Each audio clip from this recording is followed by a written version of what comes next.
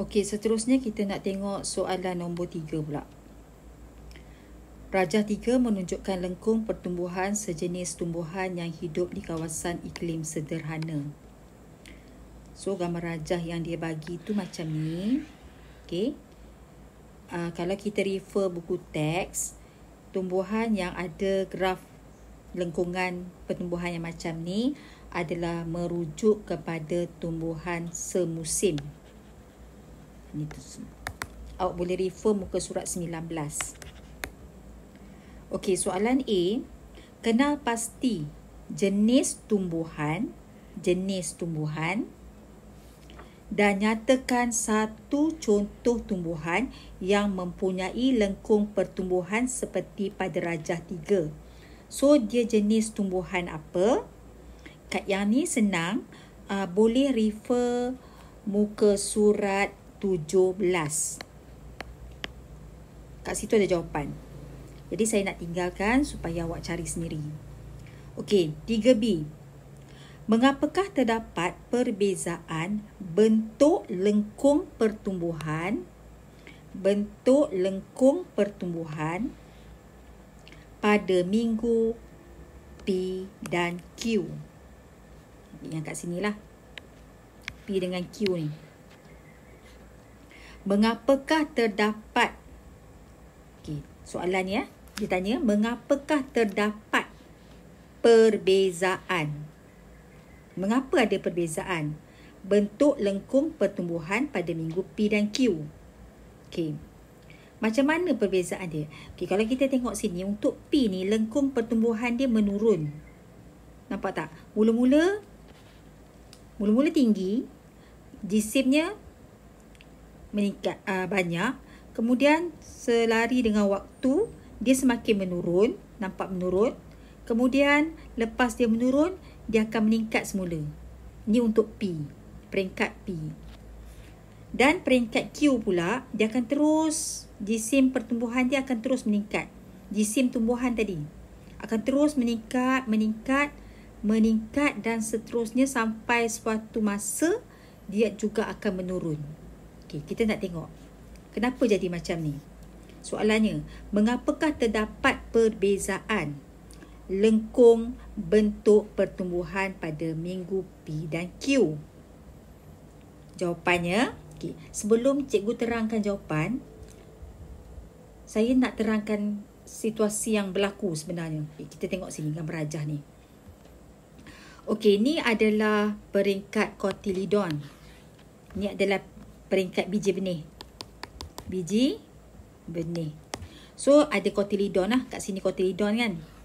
Dalam cotyledon ni ada kanji. Okey. Ada sumber makanan. Ada makanan simpanan iaitu dalam bentuk kanji. Jadi kalau kita timbang, ambil peringkat 1 ni, kita timbang, kita dapat bacaan katalah 40 gram.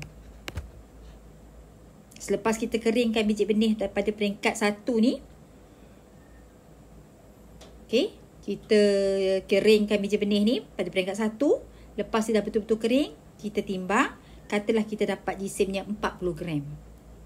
Kemudian pada peringkat 2, biji benih tu dah semakin bercambah. Maksudnya dia dalam proses nak membentuk akar dan juga pucuk. Dia nak bentuk akar dan bahagian pucuk. Pada masa ini, biji benih ini sedang menggunakan sumber makanan dalam cotyledon dia. Iaitu dia menggunakan sumber makanan simpanan iaitu kanji. Kanji ni nampak sini ya. Tadi banyak kanji kan. Ni kanji. Ni semua kanji ni. Pada peringkat kedua, kanji ni dah semakin berkurang. Sebab kanji tu digunakan untuk sumber makanan. Dia nak buat pucuk dengan akar. Kalaulah pada peringkat 2 ni, kita ambil biji benih peringkat 2 ni, kita keringkan. Lepas tu kita timbang, jisimnya akan kurang daripada 40 gram. Mungkin dia dah jadi 30 gram. Sebab sumber makanan kat dalam cotyledon tu dah semakin berkurang. Kenapa berkurang? Sebab tumbuhan ni gunakan untuk pertumbuhan akar dan pucuk. Nampak tak macam kenapa graf tu menurun? Nampak kan? Kan? Graf ni dah semakin menurun. Sebab itulah. Tapi pada peringkat ni, peringkat 3, kat sini sudah ada pembentukan akar dan juga pucuk. Dah ada akar, dah mula ada pucuk. Maksudnya bila ada daun, dah ada pucuk, tumbuhan tu mampu buat proses fotosintesis. Nampak tak pada peringkat 3 ni kotilidon ni dah hilang langsung dah. Tak ada kotilidon lagi dah. Dah ada akar dah. Dia dah boleh serap air dan dia dah boleh buat proses fotosintesis sebab dia dah ada daun. Okey, dia dah, jadi kadar pertumbuhan dia dah meningkat dah. Jadi kalau saya ambil tumbuhan pada peringkat 3 ni, cikgu keringkan, dah betul-betul kering, lepas tu cikgu timbang, jisimnya akan meningkat. Mungkin sudah jadi 50 gram. Dah bertambah daripada yang peringkat 1 tadi. Okey, nampak ada pertumbuhan. Kemudian apabila pokok ni semakin membesar, dia ada lebih banyak daun.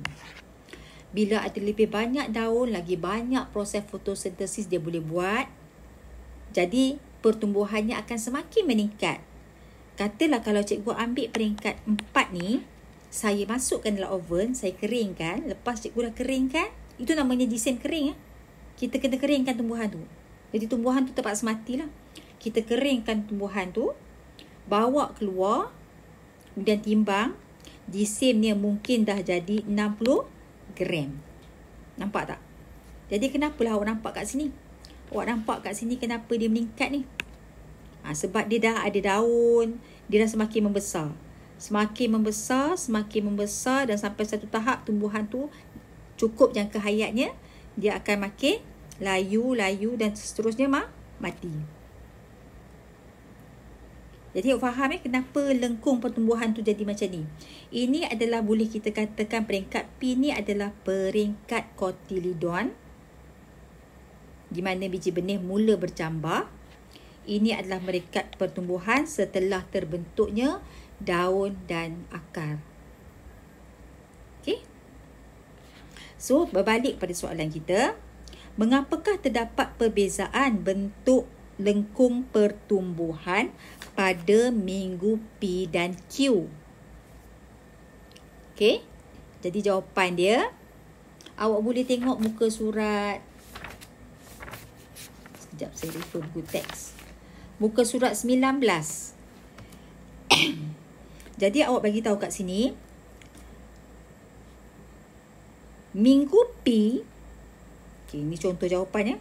Pada minggu P, lengkung pertumbuhan menurun kerana, refer muka surat 19, kerana makanan yang disimpan di dalam kotiliden digunakan untuk percambahan sebelum tumbuhnya daun untuk menjalankan proses fotosintesis.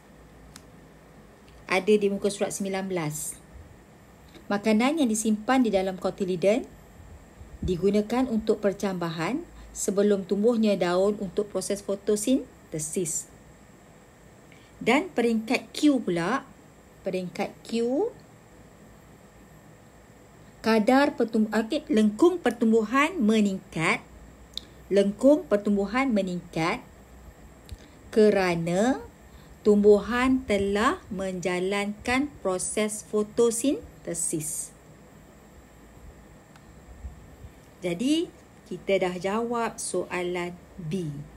Okay, B kita dah selesai. A dah selesai, B dah selesai. 3C. Rajah 4 menunjukkan peringkat-peringkat pertumbuhan dalam batang pokok eudicot, iaitu peringkat 4 peringkat K, L, M, N. Sini tisu Z. Jelas tisu Z tu apa ya? Okey, soalan dia. Namakan tisu Z. Tisu Z adalah tisu apa? Rasa-rasa kat sini apa dia? Kat tengah-tengah ni. Awak boleh tulis. Okey. Tisu Z tu apa dia? Cambium apa? Cambium vascular ke cambium gabus? So, cari jawapan. Okay, seterusnya. Terangkan perkembangan tisu Z. Terangkan perkembangan tisu Z daripada peringkat K sampailah peringkat L. Jawapannya awak boleh refer muka surat berapa? Muka surat 11. Terangkan perkembangan tisu Z daripada peringkat K hingga peringkat L. So, jawapannya cambium vascular membahagi secara mitosis dengan aktif untuk membentuk gelang cambium yang lengkap. Nampak kat sini? Kat sini ada pembentukan gelang cambium.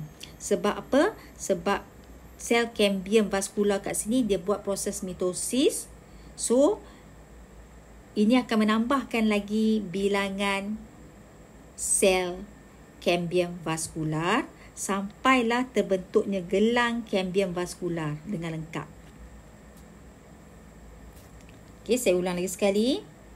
Cambium vascular membahagi secara mitosis dengan aktif untuk membentuk gelang cambium vascular dengan lengkap.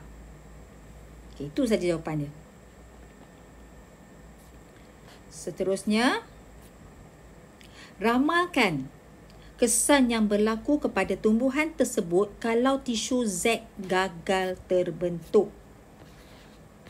Maksudnya kat dalam pokok ni dia tak ada cambium vascular. So jawapannya apa dia? Rasa-rasa awak. Dia tak ada cambium vascular. Gagal terbentuk. Xylem primer ada. Ini xylem primer. Ini adalah xylem primer, ini adalah phloem primer. Tapi cambium vascular jarang gagal terbentuk. So jawapannya tumbuhan tersebut tidak dapat melakukan pertumbuhan sekunder. Sebab dia tak ada. Okey, tak dapat buat pertumbuhan sekunder. Titik. Oleh itu tiada pembentukan xylem sekunder dan phloem sekunder. Titik. Batang batang tidak mengalami penambahan diameter. So batang dia tak boleh membesar. Batang tumbuhan tak boleh membesar. Oleh itu tumbuhan tidak mendapat sokongan dan kemungkinan tumbuhan akan mati. Okey. Itu je jawapan dia. Tumbuhan tersebut gagal mengalami pertumbuhan sekunder. Titik. Oleh itu phloem sekunder dan xylem sekunder gagal terbentuk. Tiada penambahan diameter batang. Tumbuhan tiada sokongan mekanikal dan batang tumbuhan boleh mudah patah ataupun tumbuhan boleh mati. Macam itulah jawapannya.